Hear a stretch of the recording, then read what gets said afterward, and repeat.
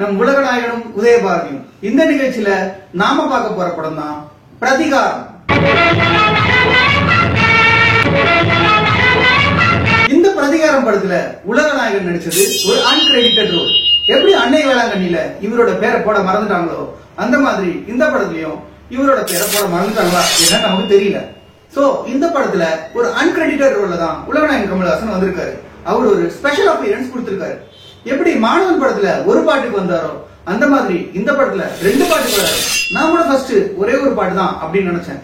ஆனா அதுக்கப்புறம் பார்த்தா தான் 2 பாட்டுன்னு எனக்கு தெரிஞ்சது. மதுரம் அப்படின்னு ஒரு வெஸ்டர்ன் டான்ஸ் இருக்க ஒரு சாங், மதுரம் மதுரம் திருமதுரம்.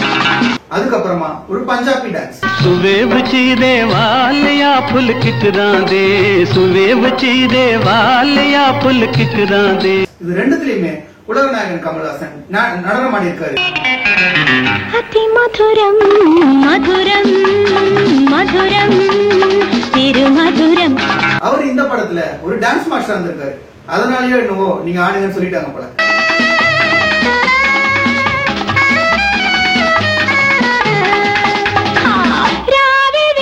பிரதிகாரம்ன்றது ஒரு மலையாள படம். இந்த படம் 1972 ஆண்டு ஜனவரி 14ஆம் தேதி ரிலீஸ் ஆயிருக்கு. இதுல உலகநாயகன் ஒரு அன்கிரெடிட்டட் ரோல்ல நடிச்சிருக்காரு. இந்த படத்துல 2 பாட்டுக்கு அவர் டான்ஸ் ஆடி இருக்காரு. ஸ்ரீகுமார் ப்ரொடக்ஷன்ஸ் அப்படின்ற பேனர்ல இந்த படம் ரிலீஸ் ஆயிருக்கு. இந்த படத்தோட டைரக்டர் யாருன்னு பாத்தீங்கன்னா குமார் அவர்கள். இந்த படத்தோட மியூசிக் எம்.டி. சீனிவாசன் அவர்கள். இந்த படத்துல நடிச்ச நடிகர்கள் யாருன்னு பார்த்தா திரு ஜெயபாரதி அவர்கள், திக்கு ரிஷி அவர்கள், அப்புறம் C.L. ஆனந்தன் டபுள் ரோல் பண்ணிருக்காரு.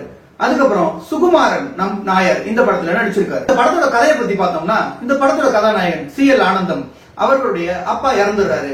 அவங்க அம்மா அவர் இறந்ததுக்கு அப்புறம் அவரோட டைரியை தேடி எடுக்கிறாங்க. அந்த டைரியில பாத்தீங்கன்னா அவர் யாரெல்லாம் கடன் கொடுத்திருக்காங்களோ அவங்களோட டீடைல்ஸும் எவ்வளவு கடன் கொடுத்திருக்காரு அப்படின்ற டீடைல்ஸும் அதுல இருக்கு. அதுக்கப்புறம் ஹீரோட அம்மா ஒருத்தர்கிட்டயும் போய் எங்க ஹஸ்பண்ட் உங்களுக்கு கடன் கொடுத்தாராமே கொஞ்சம் காசு திரும்ப கொடுங்களேன்னா எல்லாருமே போய் சொல்றாங்க.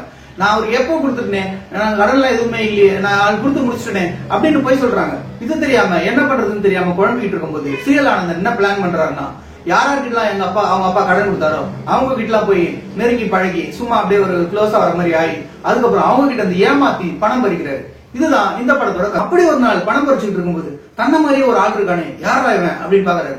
நாங்களும் படம் ஆரம்பிச்சதுல இருந்து இது ஒரே மாதிரி 2 கேரக்டர் இருக்கு, பாக்கிறதுக்கு வேற வேற மாதிரி இருக்கு, ஒரு அனந்தமில்ல வச்சு நடிக்க வச்சுட்டாங்களா, அந்த அளவுக்கு டபுள் ரோல்ல நல்லா ஒர்க் பண்ணி. சரி, ജോലി ഇവിടെ തന്നെ വേണമെന്ന് നിർബന്ധമുണ്ടോ? അങ്ങനെയൊന്നുമില്ല. ஹீரோவான ராமு கேரக்டர் அந்த தன்ன மாதிரியே இருக்க இன்னொரு கேரக்டர் வச்சு ஆள்மாறாட்டம் பண்ணி நிறைய பணம் பறிக்கிறாங்க. രാത്രി 8 മണി മുതൽ 10:30 മണി വരെയെങ്കിലും നിങ്ങൾ സോമനല്ല, മനസ്സിലായി? ராஜு. இப்படி போயிட்டு இருக்கும்போது நடுவுல ஹீரோயின் சாப்டர் வருது. ஹீரோவான ராமு லவ் பண்றாங்க. ஆனா இவங்களுக்கு ஆரம்பமான மாட்டம் பண்ணது தெரியாம அந்த ஒரே மாதிரி இருக்க இன்னொரு கேரக்டர், அதாவது 2வது ஹீரோ கேரக்டர், அவங்க கூட பழகுறாங்க. അച്ഛൻ പറഞ്ഞു എന്റെ ഇഷ്ടം പോലെ ചെയ്തോളാം, എന്റെ ഇഷ്ടം എന്താണെന്ന് അറിയാമോ? அப்படி இருக்கும்போது இந்த செகண்ட் ஹீரோவான கேரக்டரும் இந்த ஹீரோயின் கேரக்டரும் கடைசியில ஒண்ணு சேர்ந்துருது. എന്നെ പറ്റി പേടിക്കണ്ട, ഞാൻ ആരോടും പറയില്ല. ശോഭയെ ഞാൻ പരിപൂർണമായി വിശ്വസിക്കുകയാണ്. போலீஸ் தப்பா புடிச்சிட்டு போயிடுறாங்க இந்த 2வதா இருக்க இன்னசென்ட். அதுக்கப்புறம் அவர் மூலமா அந்த மெயினான கல்பிரிட் அதாவது ஹீரோவையே அரெஸ்ட் பண்றாங்க அப்படின்னு இந்த படம் முடியுது. அம்மா பண்ணிട്ടുണ്ട്, ഇതെല്ലാം അമ്മാവൻ തന്നെ വാങ്ങിച്ചു തന്നയച്ചതാ. എന്റെ പേരെന്താ? മതി. അമ്മ ഇത് സമ്മതിച്ചോ? സമ്മതിച്ചു. ஹீரோவான C.L. ஆனந்தன் ராமுன்ற கேரக்டர்ல இருக்காரு. அவரு அடிக்கடி ஒரு கிளப்புக்கு போறாரு. படத்தோட ஆரம்பமே அந்த கிளப்ல தான் காமிக்கிறாங்க. சோ அந்த கிளப்புக்கு போய் அவரு தான் ஃப்ரெண்ட்ஸை மீட் பண்ணும்போது அங்க ஆடுற ஒரு டான்சர் தான் உலகநாயகன் கமல்ஹாசன்.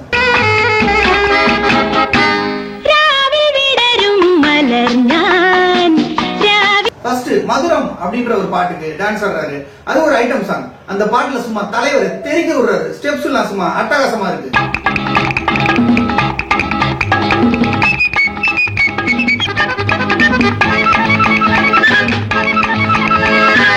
அடுத்தது சரி இந்த படத்தோட இதை வந்து நான் விக்கிபீடியால பார்க்கும்போது பஞ்சாபி டான்சர் அப்படின்னு போட்டிருந்தாங்க.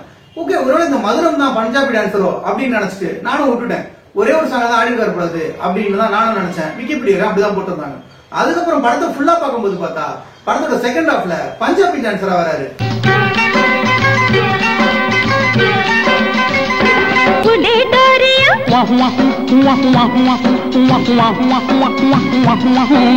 ஓஹோ, அதனாலதான் இவரை பஞ்சாபி டான்சர் போட்டிருந்தாங்களா அப்படின்றது எனக்கு தெரிஞ்சது.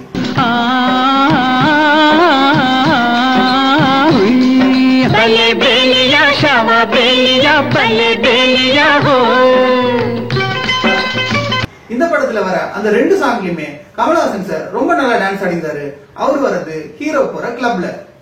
ஆனா அவர் பண்ணது ஒரு அன்கிரெடிட்டட் ரோல். இந்த படத்துல டான்ஸ் மாஸ்டரா ஒர்க் பண்ணிருக்காரு. சோ உலகநாயகன் அன்கிரெடிட்டட் ரோல்ல நடிச்ச 2வது படம் தான் இந்த பிரதிகாரம் அப்படிங்கிற மலையாள படம். இத்துடன் இந்த உலகநாயகனும் உதயபாரதியும் இந்த நிகழ்ச்சி பிரதிகாரம் மலையாள திரைப்படத்தில் நிறைவடைந்து அடுத்து உலகநாயகன் 8வதாக நடித்த புரத்தி மகனில் தொடரும். புரத்தி மகன் உலகநாயகன் நடிச்ச 8வது படம்.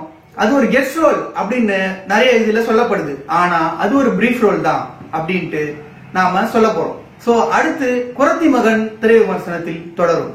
நன்றி, வணக்கம்.